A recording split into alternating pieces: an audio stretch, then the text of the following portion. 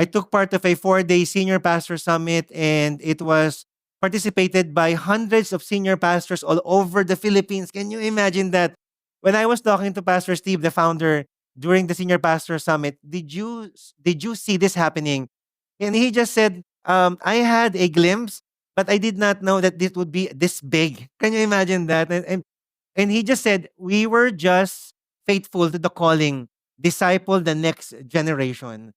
And so I believe that if we also do our part in discipling the next generation, whether you are a parent or a tito or a tita, or whether you are, when you know someone in the campus who is a student, and when we do our part in reaching the next generation, we know that we can raise the next generation leaders. And this next generation leaders, let me tell you, they will change the world. Right? And so, when I saw all of them, sabi ko, hindi pala ako mag-isa. Hindi lang pala ako mag-isa, or Victory Santa Mesa is not alone in reaching the next generations. In fact, we're doing this all together in the Philippines every day. Can you imagine that? Every single day. And I realize it's really better together. You don't do things alone. It's better together. And this is our new series for the next 3 weeks. Better together. You know what? We are growing in Santa Mesa. And how many of you are glad that we're growing in Santa Mesa? Come on. Right? Diba? Dami na po tayo. We're grateful to God for that. Next year, we'll be adding a new service. We'll be doing it at the Communications Foundation in Asia next, pero June pa naman siya, so that we could prepare the volunteers and the leaders in that area. Pero it will cater to 400 to 500 more people. No? So that's why we are so excited if we launch the 3 o'clock and the 5 o'clock service next year. No? So our goal is that more people will hear the gospel. That's it. We could serve the community, we could serve the campus with the gospel of Jesus Christ. But let me tell you, no, the church attendance is never the goal. Church attendance is never the goal. Although we love that you come here, we love that you are visiting us here, and I hope that you keep visiting us. I hope that you keep attending, and I hope you keep inviting more people. But church attendance is never the goal. All right, because when Jesus went back to heaven, he said to make disciples. Say disciples. To make disciples of all nations. Sure, you come with your family, but what we want is that you could fellowship more with other believers in Christ. Why? Because it's better together. When you're walking with a believer, when you're walking with someone who knows Jesus Christ, it's better together so that someone could pray for you. Someone that when you need somebody and that person is in Christ, that person can encourage you and pray for you and walk with you. It's better together to walk together in Christ. And that's why we believe that this could be a fitting series for all of us. It's better together. So for the next 3 weeks, we're going to look at what better togetherness looks like for all of us as Christians here in Victory. We're going to talk about the truth, trials, and talents. Truth, trials, and talent. And we believe that all of these are grounded in the truth of God's word. So that's why I believe it's fitting that we kick off this series with the foundation of our togetherness, and that is the truth. Say truth. Katotohanan. Let's all stand as we read the word of God this morning. Can you open your Bibles with me in John chapter 8, verse 29 to 36? All right. And it says here, and he who sent me is with me.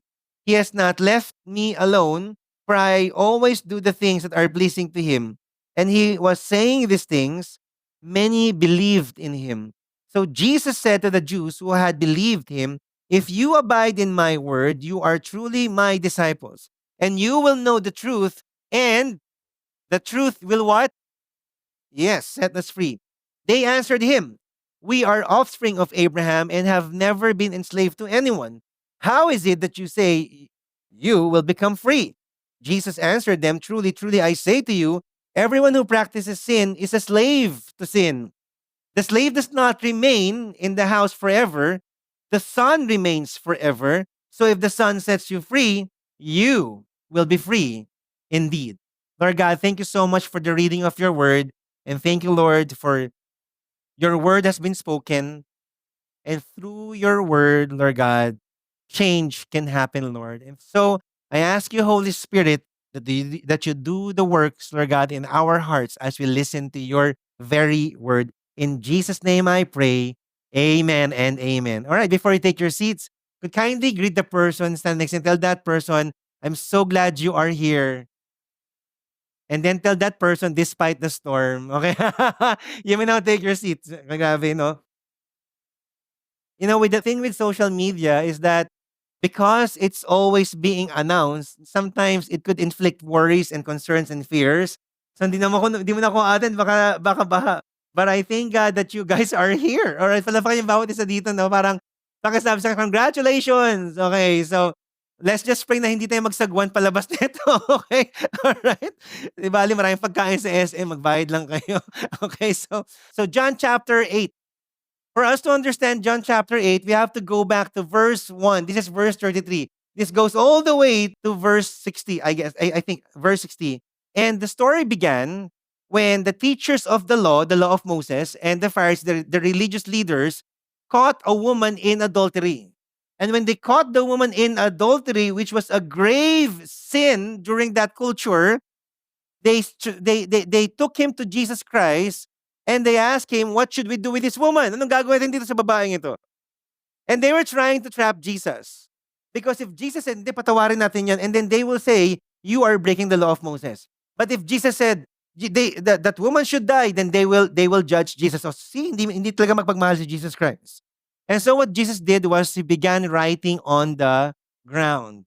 And after that, people started leaving one by one. And then he asked the woman, no one condemns you. I do not condemn you. Go now and live your life of sin. Iwanan mo na yung buhay mo na makasalanan. And so this led to the dispute among the Jews. Grabe, sino tong taong to? Ang galing, ang talino. Can you imagine? If you were in that position, how would you respond? Abala ka sa buhay niyo, mamatay na siya. Di ba? Parang, it's very hard. And so when they saw the wisdom of Jesus Christ and how he answered and the life that comes from his mouth and the light that he shows, sino tong taong ito? And so this led to the dispute. Sino ba talaga tong taong ito? And then he explained he was the light of the world. His testimonies are true. He is not of this world. God the Father sent him. And after what he did to the adulterous woman and everything that he said, verse 30, sabi doon, and as he was saying these things, many believed him. Many believed him. Ay, sasama na ako kay Jesus Christ. Napakagaling na tao to. Ito talaga yung hari ko. How many of you are believers of Jesus Christ? Raise your hands. Students, working, or maybe you're a parent, single parent. How many of you believe in Jesus Christ? Here's my question. Are you sure? Pakitanong ng tao na yun, are you sure? Because Jesus knows exactly what's happening on their heart. Are you really sure you believe in me? Because prior to this, in chapter 6, he just performed one of the greatest miracles of all time. He multiplied the bread and fishes. Ang dami. Napakain niya napakaraming tao. And then people started saying, you will be our king. And they want to take Jesus Christ by force to become king. And so Jesus said quickly, I am the bread of life. And then he said, eat my body, drink my blood. Parang communion kanina, no? But if you were in that position, tao ka, parang nakikinig, drink, eat my body. Ano to, zombie, drink my blood. Ano, a vampire? Parang, that was the interpretation for, ano to? Ang labo naman ito ni Jesus Christ. Of course, what he meant was to be in union with him. To be in union. But they did not understand that. Because the teaching was so hard. John 6:6. Because of this, many of Jesus' followers turned back and would not go with him anymore. What does that mean? Sometimes, when the life is tough, or when the teaching is tough, and when you are rebuked and you don't understand, and sometimes when God doesn't make sense because you don't understand, alis na lang ako kay Jesus Christ, hindi ko to kaya. So are you a real believer of Jesus Christ? And so, that also happened here. That also happened here. In fact, the very people who believe in him were the very people who crucified him on the cross. And so he said in verse 31, if you abide in my word, you are truly my disciples. How many of you are disciples of Jesus Christ? Raise your hands. Are you sure? Okay. And you will know the truth, and the truth shall set you free. Because what Jesus Christ was saying is not enough that you just believe because of what you've seen. You have to abide to my word. And abide means to remain, endure, persevere, and continue to my words. Don't just say it, but really do it, even in tough times, even when it's inconvenient for you, even in the point of life and death. Remain and have faith in the word of Jesus Christ. And that's the true measurement of a disciple, when we are doers of the word. And then he said, you will know the truth, and the truth shall set you free. Why is this so important? Bakit pa napaka-importante nito? This was in relation to just what happened, yung nangyari dun sa adulterous woman. And it will set the real disciples and believers apart to the true followers of Christ. That you will know the truth, and the truth shall set you free. What does it mean for us as Christians today? For them and today. The truth shall set us free means we are being freed, number one, for looking at people with condemnation when they fail in their walk with God. We are being set free from this when we look at people who failed in their walk with God. How many of you here, you know someone who failed it? You failed God before. You failed God before. How many of you here, you know someone na nagkasala na sa'yo? Nakasakit sa'yo. Bernaken ka. Ganun. Diba? And sometimes when some bad things are done against us, when you see bad things happening or being done by that person, sometimes the tendency is we condemn the person. Right? Grabe makasalanan to. Grabe tong taong ito.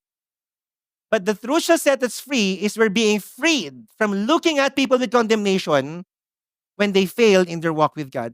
Verse 3. So ito nangyari. The scribes and the Pharisees brought the woman who had been caught in adultery, and placing her in the midst, they said to him, Teacher, this woman has been caught in the act of adultery. Grabe, Lord! O diba, Jesus? Grabe talaga, adulterous woman to, nakikiapid. So the religious leaders and the people saw an adulterous woman, and their first collective instinct was to condemn her to death. Because that was the law of Moses said. Malamang kinalalkad nila yung babae, pinagbubugbog, pinagpapalo, and she was looked down upon, and she was judged and condemned to death. Mamamatay ka sa kasalanan mo. But when they brought her to Jesus, how did Jesus respond? Verse 10, Jesus stood up and said to her, Woman, where are they? Kasi unti-unti nawala yung mga tao.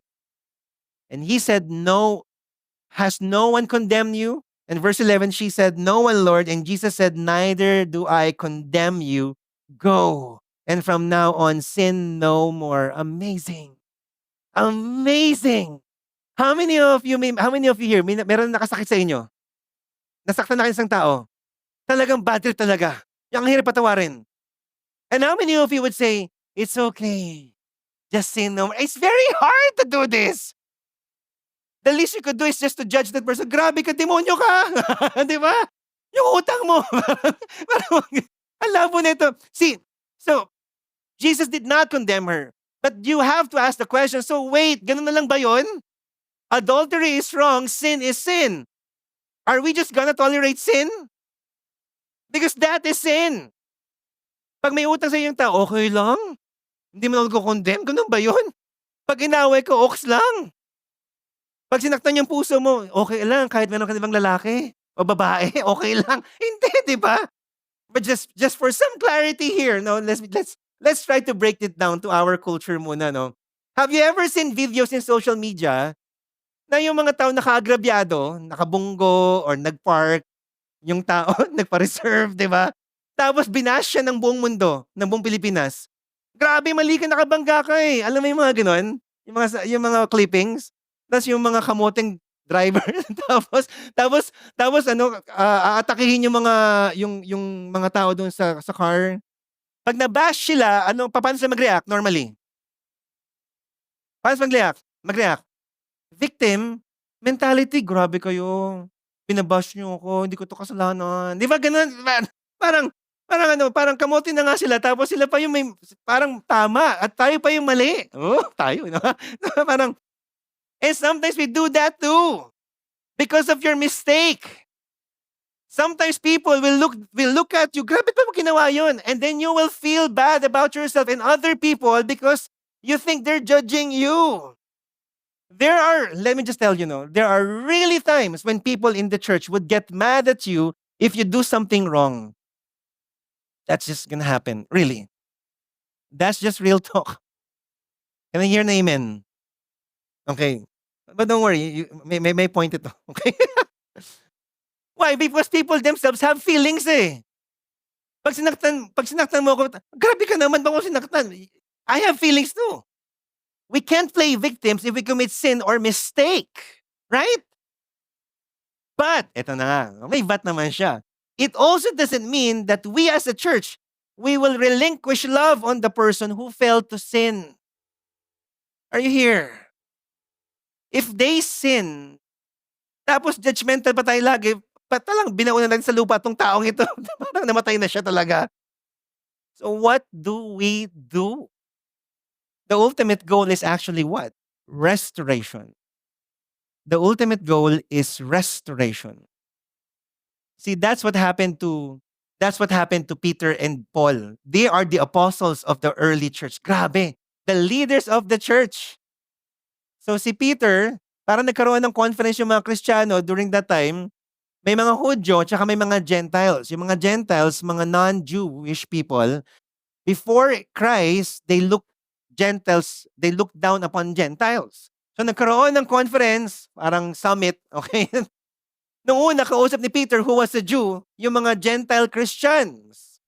Aba, nung dumating yung mga Hudyo na Kristiyano, ang ginawa ni Peter na Hudyo, unti-unting umalis na. At kasama na ako sa kanila kasi mga kadugo ko sila eh. Parang ganun.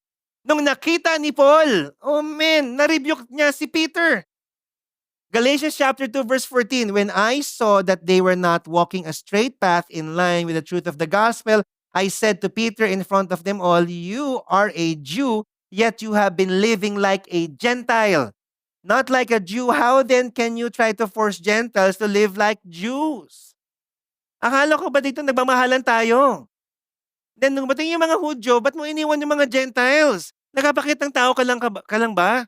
He rebuke. Baka sabi nga sa katabi mo dito, pwede kitang ma-rebuke balang araw. Come on. Alright, and that's just right.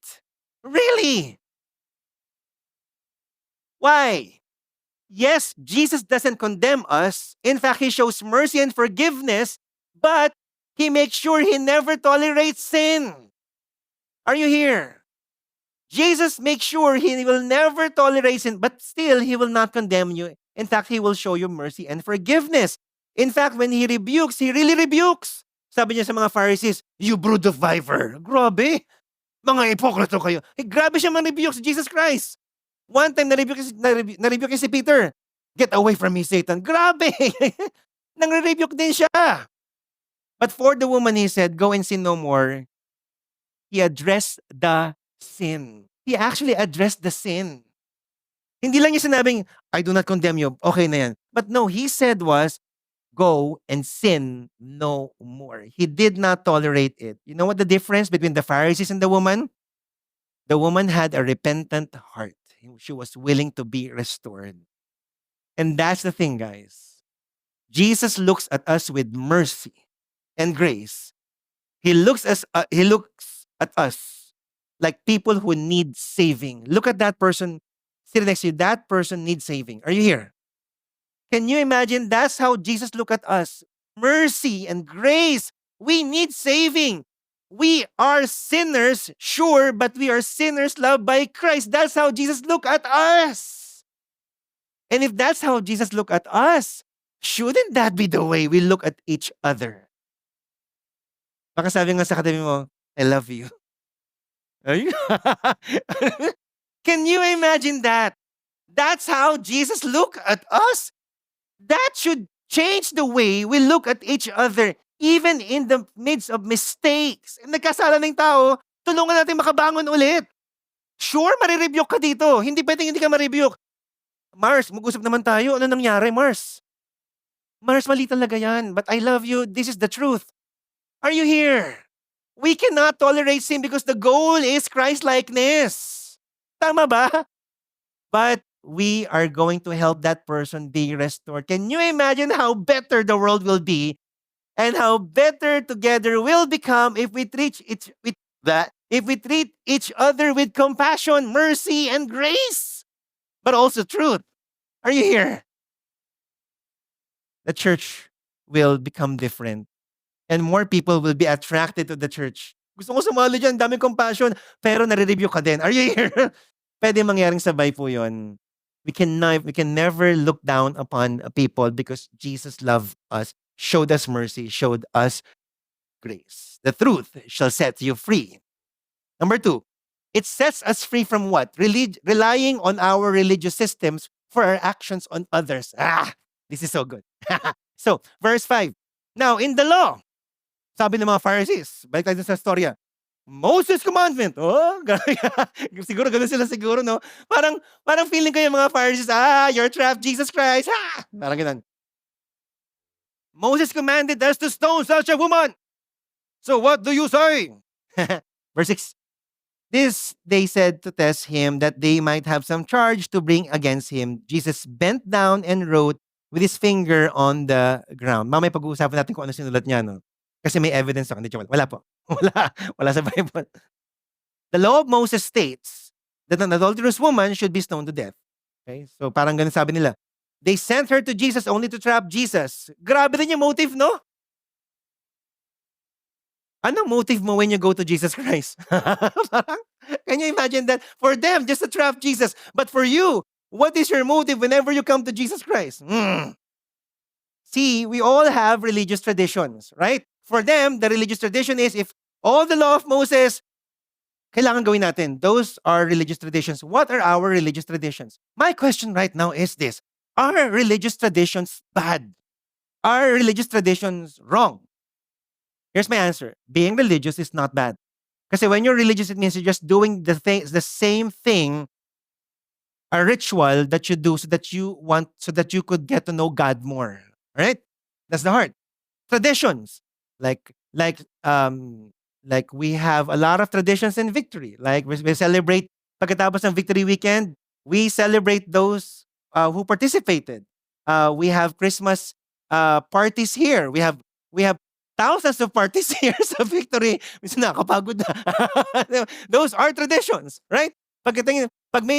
Every time na may milestone sa buhay ng tao dito sa church, lagi may celebration. Those are traditions. Are they bad? Of course not. But here's the thing. When religious practice becomes the ultimate in life, then we will surely miss out the meaning of the gospel. When religious practice becomes number 1, tapos si Jesus second na lang, then that means we are missing the gospel, missing out the gospel. Anong ibig sabihin nito? Here's my question. Why are you here in the first place? Why are we really here in church? In a stormy day. Diba? Why are you here? Is it because you really want to worship God corporately? Because that's the essence of the church service. Corporate kaya, alam mo ba tayo kumakanta sabay-sabay? Because you want to hear each other. Voice, worshiping God, the majesty of God. Kaya dapat nagkakarinigan tayo. Or are you here because you're stuck in a religious system that you have to go to church on Sunday? No, that is different. Kasi Christian ako eh. Kaya ka lang punta sa church. Are you really devoted to God or you're just devoted to yourself? Para may plus point ako kay God. Why are, as a parent, how many of your parents here? As parents, do you force your kids or pressure devotion to your kids on every night? Because you know this is better for them or it's just to make you feel so good? Or because you really want them to know Jesus Christ? Enough, no? Or as a student, do you go to church because the system told you or your family told you to go to church? Or is it because you have a relationship with God and you really, really, really, really want to worship Him? That is different. For the husband and wives, do we show the word of God to each other and condemn each other? See, sabi sa Bible, ganito ka? Sabi ni Jesus, dapat ganito ka, husband, love your wife. Sabi sa Bible yun eh, di ba? Do we show the word of God to each other? Or do we listen in love to each other so that we could understand each other? So, I mean, sometimes ministry is sometimes, do you prioritize ministry before family? Like you leave your family behind for the sake of the ministry? Of course, ministry is our way of serving God too, so it's a matter of scheduling or priority or season. But the thing is this, we all have religious systems. But if the system is missing love for God and the people, then we are missing the point of the gospel. Right? As a great theologian, as a great theologian, as a great future theologian once said, we must have the right practice with the right heart. Stephen Suba. Ah! Sa kanyang vlog na ginawa. Eh, okay lang po ang religious system. Okay lang po yan. You go to church, you read the Bible, you pray, you help your kids do the devotion, but we do it with the right heart, and with the right heart, led by the Holy Spirit, we know how to do it better. Right? Are you here? So we come to the church and we ask, God, I want to go to the church, but Lord, I want, Lord God, to really worship you, not because I come here because of a religious system. Because we still have to do it. Eh. We still have to read the Bible, do the devotion, do the same thing over and over and over again, preach the gospel. We still have to do it, but we need to ask God, God, align me to your heart. That's what the religious people during that time missed. They have, because of the system, wala na silang pagmamahal sa tao. And the truth is, we go through this journey as Christians. Too. We become like this too. Why? Because we are in the process of being changed. Right? And that's why that's why I admonish you guys, know Jesus more, for he is greater than our religious systems for salvation and growing in him. Know Jesus more. Let Jesus align you back to him. So when you come here, there's joy in your heart. Lord, I'm gonna worship you here, Lord God. Lord, I wanna see my seatmate. Look at that person. Pakasabi nga sa kanya, I'm so glad katabi kita ngayon. Kung tatay tsaka nanay mo, sabihin mo sa nanay, tatay mo, tay, nay, daddy, I'm so glad. Katabi kita ngayon. Right? Right? So we come here with the right posture. And if you're not there yet, it's okay. Then we ask God, God, change my heart. Don't be condemned naman. Don't judge yourself. But let's not judge each other too as well. We are still being changed. The whole point is this, let's show compassion to each other kasi tayo rin mismo binabago pa ng Diyos. You know why Jesus said, come to me all you are weary and burdened, I could give you rest. How many of you know that verse? Di ba nakaka-encourage? Come to me all you are weary and burdened, I will give you rest. Sabi sa Matthew 11 verse 28, come to me all you are tired from carrying heavy loads and I will give you rest. You know why Jesus said this? Sure, if you are tired in life, this could be the verse for you, but actually the entire context was this. Kung pagod ka na sa religious system, kailangan gawin mo to para lang ma-approve ka ni God. You come to me, sabi ni Jesus, I will give you rest. Because when you serve God with me, in me, you can enjoy relationship with God. Wow, that's different. When we go to Jesus, dapat may enjoyment talaga and he gives us rest. And so therefore, when you serve God, kahit sino yung mga volunteers natin dito, taas ng kamay, andito na 7:00, can you imagine, dapat natutulog tong mga to eh. Di ba? Andito, kung alas ka mas ng bahay, Roland? 6! Ano siya nagising? 3:00? 4:00? Bakit niya ginagawa yun? Tayo ka naman, joke na. Bakit niya ginagawa yun? Love for God! Eh, gusto kong mag-rest, but pero may rest din ako if I serve God. Because that's what Jesus does to us. Are you here? We can serve God. We can do all this religious system, but not for the sake of the system, but because we're doing it for Jesus Christ and with him. Are you here? And so I hope that should set us free to as well. And last but not the least, the truth should set us free from thinking of ourselves better than others. Better than others. Sana pa mag-stop yun. Ay, mas magaling ako sa'yo. Mas marami akong nabasang Bible na verse kaysa sa'yo. Nakailang chapter ka ngayon? Ay, isa lang. Ako 10 sa araw na to. Oh, grabe, no? But it should stop us from doing that. Verse 33, they answered him. Kasi sabi niya, you will be set free. Aba, sabi nila, We are offspring of Abraham, true, correct, and have never been enslaved to anyone. How is it that you say we will become free? Now, ang identity kasi ng mga Hudyo ay ito. Number one, offspring of Abraham. It means, offspring of Abraham, it means that they are chosen people, blessed by God, they are of God. Yun ang ibig sabihin nun. We are the chosen race. Kami ang piniling bansa. Number two, they have never been enslaved to anyone. Okay? But this is so ridiculous. Because they have been enslaved by so many powers in the past. Politically and historically speaking. Egypt, Assyrian Empire, Babylonian Empire, Syrian Empire, the Grecian Empire, and of course, Rome. During that time. So hindi ka maintindihan, ano ba nagkasabi ng mga to? They never been enslaved by anyone.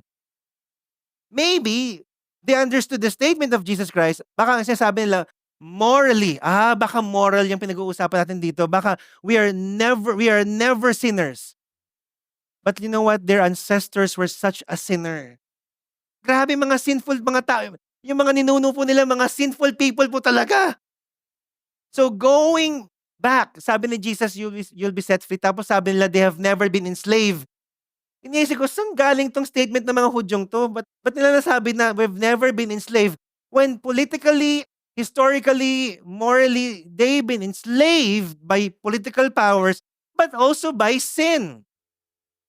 Going back to being offspring of Abraham, ito yung pinanggagalingan nila. They place too much trust and reliance on the fact that Abraham was their great-great-great-grandfather. That's just it lang talaga. Hindi, si Abraham yung tatay namin eh. Kaya kami okay talaga. Free kami talaga. But Jesus crushed them with these truths. Number one, no, you're all sinners. Grabe, hindi ba naman? Parang astig ni Jesus Christ to. Mayabang, hindi po. Parang astig. Okay, may tawag sa word na yun eh. Nakalimutan ko na. Parang ang tapang ni Jesus Christ, yung pala, ang tapang niya. Sabi niya, no, you're all sinners. Verse 44, truly, truly, I say to you, everyone who practices sin is a slave to sin. The slave does not remain in the house forever. The son remains forever. If you claim to be sons of Abraham, you're not. Because you're all sinners. You're slave to sin. And then number two, grabe to si Jesus Christ talaga. Their father is not Abraham, but the devil. How many of you nasabihin na kayo ganun? Tatay mo ba demonyo? Grabe, grabe si Jesus. Verse 44, you are of your father the devil, and your will is to do your father's desires. Grabe! And number three, the last straw, Jesus said, you don't belong to God.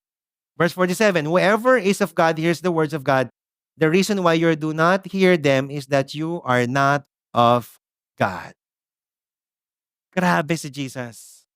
Binasag niya yung religious mindset nila, tsaka yung identity nila na we are better than other people. No, you're not. You're all sinners here. Wala kayong mapagmamalaki kasi lahat kayong makasalanan. And so are we, guys. Wala po tayong mapagmamalaki sa bawat isa dito. Kahit ilang beses kayong attend ng church, even if you give the biggest tithes and offering here, even if you've read Genesis to Revelation every day, wow, every day yun lang ginagawa niyo. Because we're all sinners here. Verse 34, truly, truly, I say to you, everyone who practices sin is a slave to sin. That's who we are. We were slaves to sin. And the slave does not remain in the house forever. Eh, sino mag-remain? The son remains forever. How can we become sons and daughters of God? Verse 36. So if the Son sets you free, you will be free indeed. And you can only be free when you remain in the Word, receive the truth, and the truth shall set you free. The truth that only Jesus can set us free. We are all sinners trapped in sin and doomed to hell, and only Jesus can set us free from its bondage. And when we understand that, the grace of God through Christ should humble us for the freedom He gave. Are you here? Can you imagine when we humble when we humble ourselves to each other here in this church, when we think of others better than us, not us better than others, this church will grow. Right? Spiritually. And more people would be attracted because I sense God here. Are you here? Can you imagine? Jesus said, do not think of yourself highly than others, but think of others better than yourself. Can you imagine that? Only in Christianity can you find such thing, because in this world, kailangan mataas ang position. We all claim to have higher positions, more money, more experience in life, more vacation, because it sometimes the proclivities that is it sets us higher than people when God is telling us we're all sinners and you've been humbled only because I saved you. So the whole point of the woman caught in adultery is this. They judge and condemn so quickly because they thought they were in the truth. But the truth is that they were not in the truth, for all of them is just like the adulterous woman. We are in sin. That's the truth. We're all in sin. Akala niyo yung adulterous woman lang may kasalanan? Hindi. Tayong lahat may kasalanan. You see, remember how Jesus responded? You still remember how Jesus responded? Does a trap? Verse 6. This they said to test him, and they might have some charge to bring against him. Jesus bent down and then wrote with his finger on the ground. And then, I like this. As they continued to ask him, he stood up and said to them, let him who is without sin among you be the first to throw a stone at her. And one by one, people left. You know, I kept thinking, what did he write? According to a lot of scholars, two theories. The first one, he wrote the 10 commandments with his finger. And then he said, who among you did not disobey the 10 commandments? It made sense. Or in those people who were there, he wrote their names and then he said, ito ginawa mo kahapon, ito ginawa mo last month, ito ginawa mo. Those were the theories. I don't know, but it made sense. But the point is this, one by one, they went away. Because at the end of the day, no one can condemn each other here because all of us are sinners, restored only by Jesus Christ. And when that is the attitude of the church, we will become better together talaga. Diba? Because now we are standing on the truth that only Jesus saves us. Therefore, as Christians, we should embody what? Compassion towards each other. Look at that person and tell that person, I will show compassion to you. Really. Reliance on God for all things. And lastly, humility, recognizing the freedom He graciously gave us. Compassion, reliance on God, and humility. We should embody these things in our church. This is how we should relate to God and with each other. And can you imagine the kind of church we'll become when we embody this kind of love toward each other? Oh man, we will be a healthy church. And we can finally say we're really indeed better together because the foundation is the truth of Christ. Fast forward Acts chapter 2 and let me end in this. And they devoted themselves, yung libo-libong naging Kristiyano when Peter preached the gospel of truth. And they devoted themselves to the apostles' teachings and fellowship, to the breaking of bread and prayer. And it says there, they did it together. They celebrated God together. They celebrated togetherness in Christ because they were freed from sin. They celebrated togetherness by knowing the truth more. They celebrated the truth. The truth made them better. The truth, when I say the truth, the doctrines, yung What Shapes Us series, napakinggan nyo sa podcast natin, they celebrated that. And here's the thing. The truths are not just words. The truth is a person, Jesus Christ. Because He said, I am the way, the truth, and the life. See, ultimately, the foundation of our togetherness and what makes us better, who makes us better, ultimately, it's Jesus Christ. And when Jesus is the foundation, the truth of our lives, the way we treat each other here will change, should change. And that's why I admonish each one of you who are coming here alone, be part of a small group. Be part of a small group or volunteer in the church. Involve yourself in the church because that's the goal. Or know somebody here and walk with somebody here. It's not good that you're alone, but it's better when you're together with someone here. And when the foundation is the truth of Jesus Christ, talaga masasabi mong better together in Christ. We are going to grow. How many of you believe here that we're going to go further pa in this church? But as we grow, we're not after church attendance. We're after every one of here being connected to the truth. And let the truth grow us in Christ. Grow us exponentially. All right? Let's all stand right now.